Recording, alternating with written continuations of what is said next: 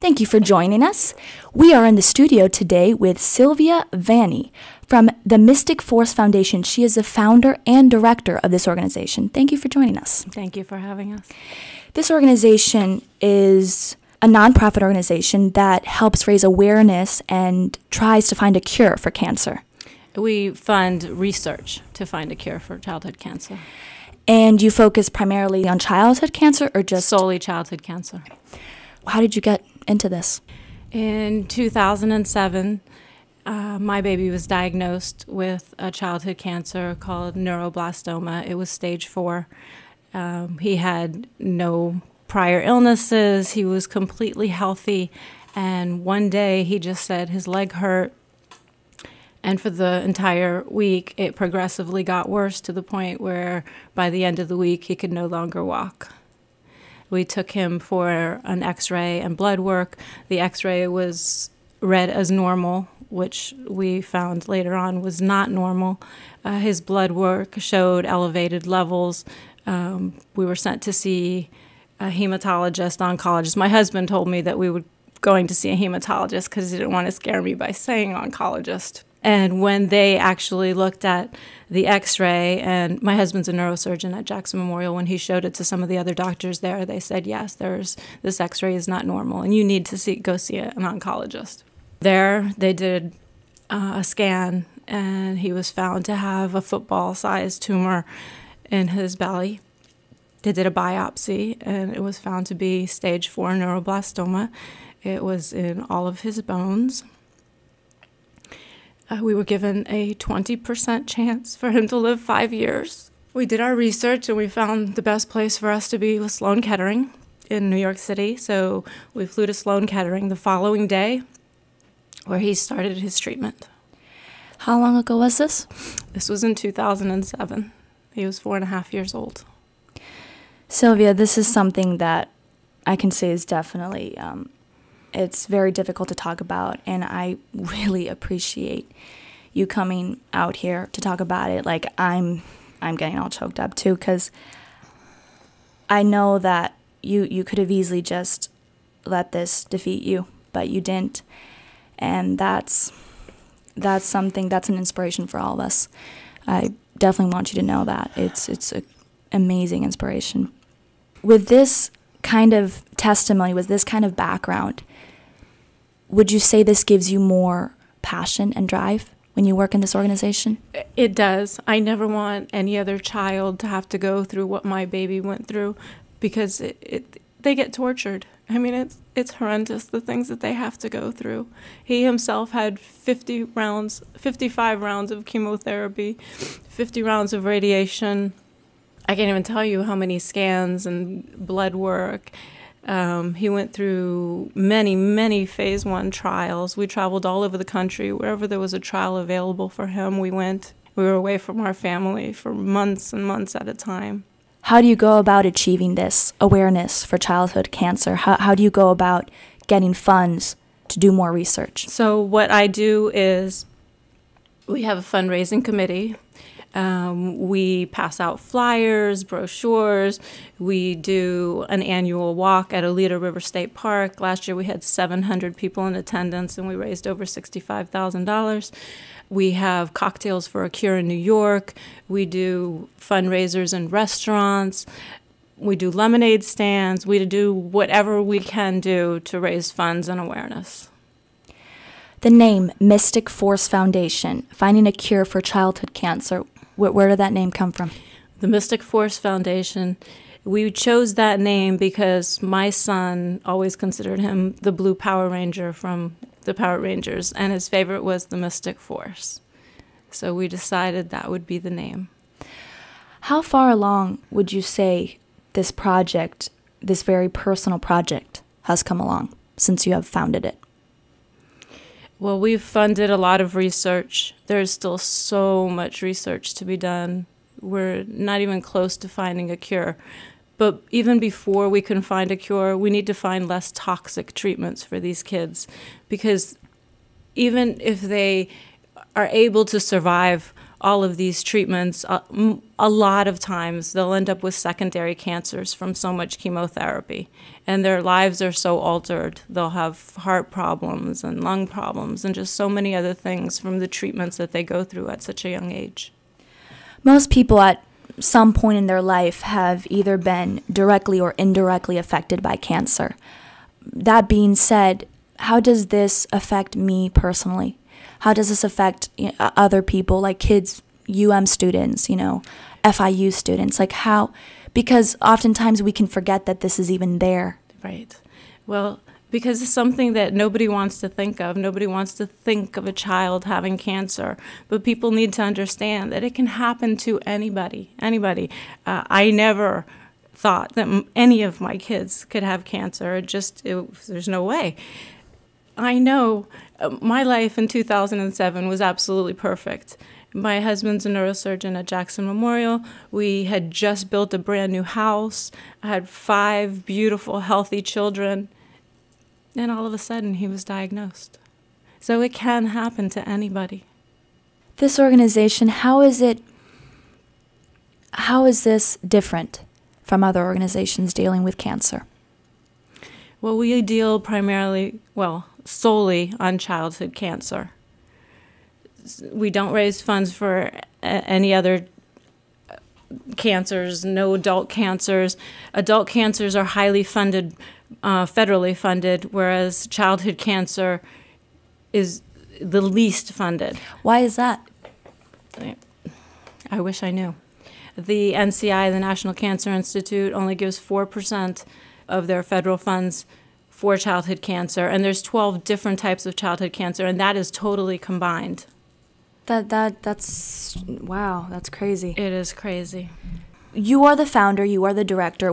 What are some things that you do in this organization on a day-to-day basis? On a day-to-day basis, I do everything I can to raise awareness. I send out hundreds of emails a day just trying to get people to listen, to help our foundation, which is the way that I got the Miami Herald to interview us, Channel 7 News to interview us. But out of 200 emails that I send, I may get 1 response. That's it, because nobody wants to talk about it. Nobody, just like many, many years ago, nobody wanted to talk about breast cancer, but now Susan G. Komen is one of the largest, is the largest fundraiser for breast cancer, and breast cancer now has an over 80% cure rate. So out of 200 emails, you only get 1 back. Yes. It's terrible. It's sad. So how can you? I just don't stop. I just keep going, and I don't take no for an answer. But how do you present your material? Like, the thing is, this is a very serious topic. This is something very tragic and very sad. And, like you said, most people don't want to hear this. Right. Is there a way somehow to make this an uplifting, inspirational story somehow? It would be more uplifting and inspirational if more kids were living, but unfortunately, they're not. I can tell you, not for all cancers, childhood leukemia, for instance, there is an almost 80% cure rate for childhood leukemia. When my baby was in the hospital having his biopsy, the nurses told me that I should pray for leukemia because it has the highest cure rate. Wow. When they said the words neuroblastoma, they said it very solemnly, like they knew. Even my husband knew Sal wasn't going to live. So there are very, very few survivors of neuroblastoma. The more aggressive cancers, such as neuroblastoma, rhabdomyosarcoma, the more aggressive cancers, there needs to be more research for those.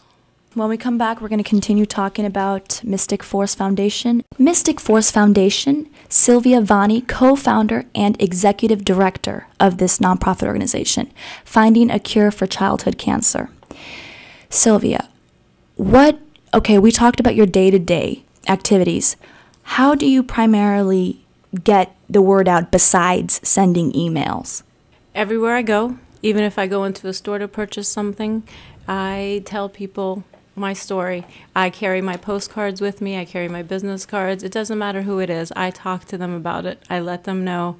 People are so used to seeing Sal and I together, and if I go somewhere that I haven't been in a long time and they see me and they're like, "Where's your baby?" And then, of course, we all start crying and talking about what happened to Sal. No matter where I am, I go to restaurants, I ask them if they will do fundraisers for us. Whatever I can do, I do.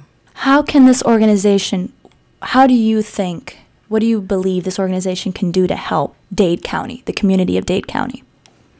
There's a lot of children in Dade County, not only Dade County, but everywhere, with cancer, many that people just don't even know of because they can't go outside.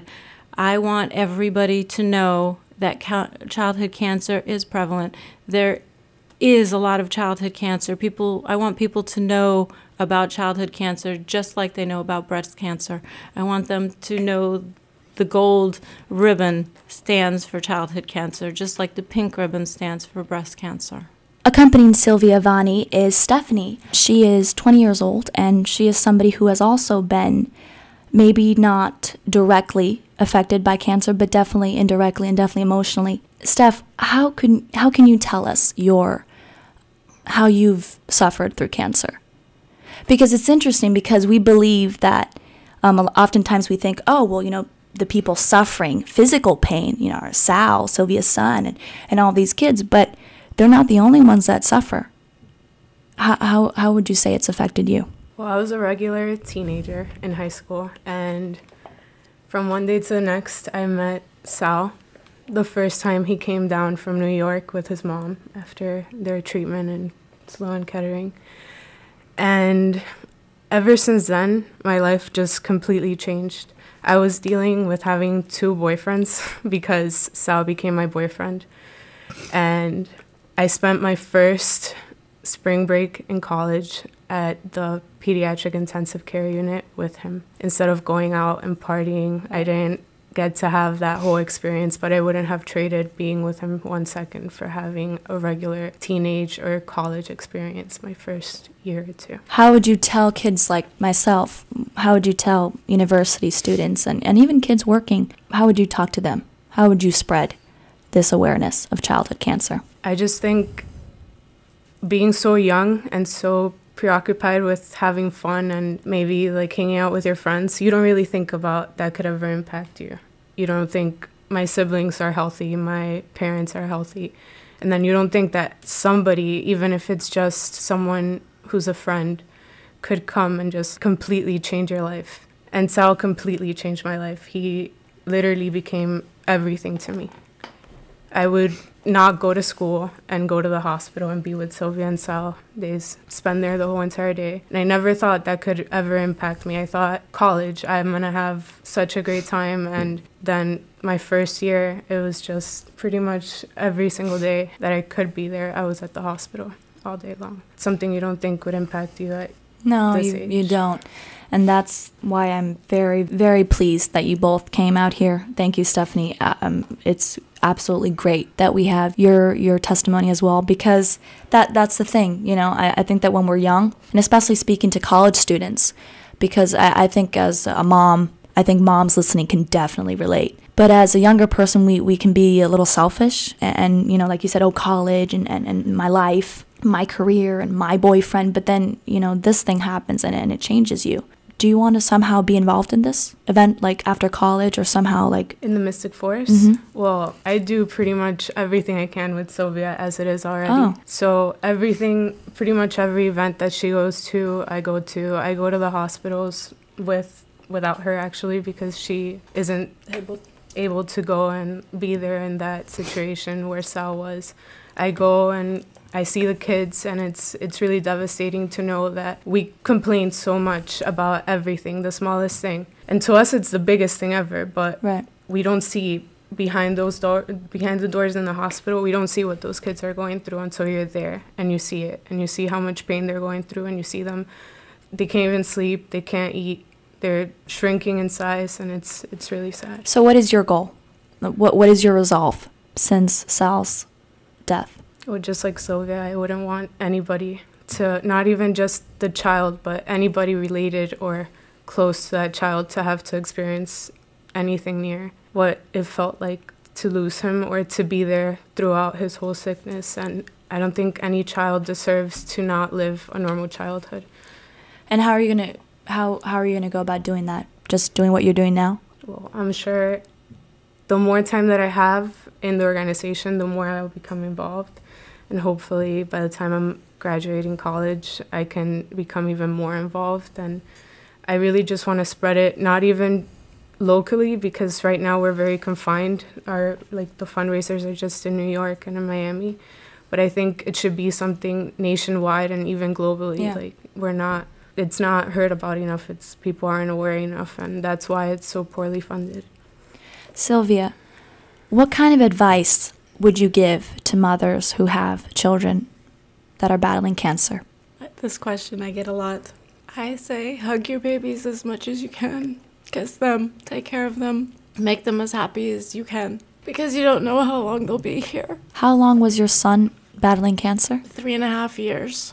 And in that whole time, that taught you all the things that you know now from Mystic Force Foundation? It taught me a lot. I never believed that my baby would die. The whole thing is, when you're battling a type of cancer like he had, these very, very aggressive cancers, you have to keep trying new drugs, new trials. And we were always looking for the next trial because we knew that our time was limited in each trial, because somehow the cancer found a way through and he would progress. And we always had another treatment. And when we had scans, and he always knew if I was crying, that meant his scans were not good. And he would always just smile and say, "Don't worry, Mommy. We'll just try something new." And neither one of us ever thought that there would not be another trial. There was always another trial. So that is what I want to bring to other families. I want them to continue to have hope, to know that there is the chance of a new trial, that maybe the next one will work. This one didn't work, but the next one will. But we have to fund research to have those new trials. We got to the point where there were no more new trials for him. He didn't qualify for anything else, and his cancer was just progressing too rapidly. What are some events or upcoming fundraisers? We are working on Cocktails for a Cure in New York City now, which will be in late March, early April. We also have our annual walk here in Miami at Oleta River State Park, where we will have a 60-mile bike ride from Oleta down to the Venetian Causeway and back. And we will also have a 5K walk and a family fun day. Well, good luck to you, Silvia, Vanni. Thank you. Thank you, Stephanie. Mystic Force Foundation, finding a cure for childhood cancer.